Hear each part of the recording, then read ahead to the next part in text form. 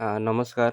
আজি এই ভিডিঅ'ত আপোনালোকে অল ইণ্ডিয়া কোঠাত নিট 2025ৰ BDS কেটাগৰীত কিমান কাট অফ যাব পাৰে, তাৰপিছত BAMS কেটাগৰীত কিমান কাট অফ যাব পাৰে আৰু BVHC কেটাগৰীত কিমান কাট অফ যাব পাৰে আৰু আমাৰ অসমত BDSৰ কিমান কাট অফ যাব পাৰে সেই বিষয়ে আলোচনা কৰা হ'ব।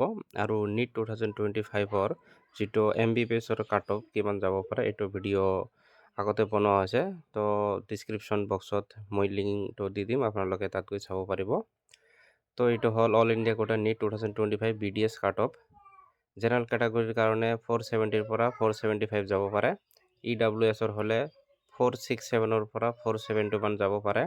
OBC হ'লে 470ৰ পৰা 475, SC হ'লে 380ৰ পৰা 385 আৰু ST হ'লে 315ৰ পৰা 320 মান কাট অফ যাব পাৰে। নিট 2025ৰ BAMSৰ কিমান কাট অফ যাব পাৰে, BAMS জেনেৰেল কেটাগৰী হ'লে 445ৰ পৰা 450, EWS হ'লে 440ৰ পৰা 445, OBC হ'লে 445ৰ পৰা 450, SC হ'লে 355ৰ পৰা 360, ST হ'লে 325ৰ পৰা 330 কাট অফ যাব পাৰে।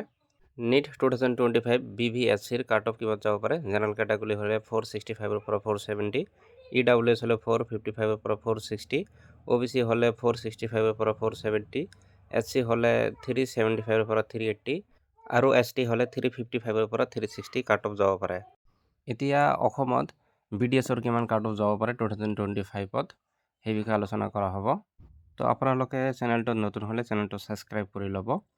তো জেনেৰেল কেটাগৰীৰ কাৰণে এপ্ৰক্সিমেট কাট অফ 465 যাব পাৰে। তো অল ইণ্ডিয়া ৰেংক কিমান তো আপোনালোকে চাই লওক, 98,992।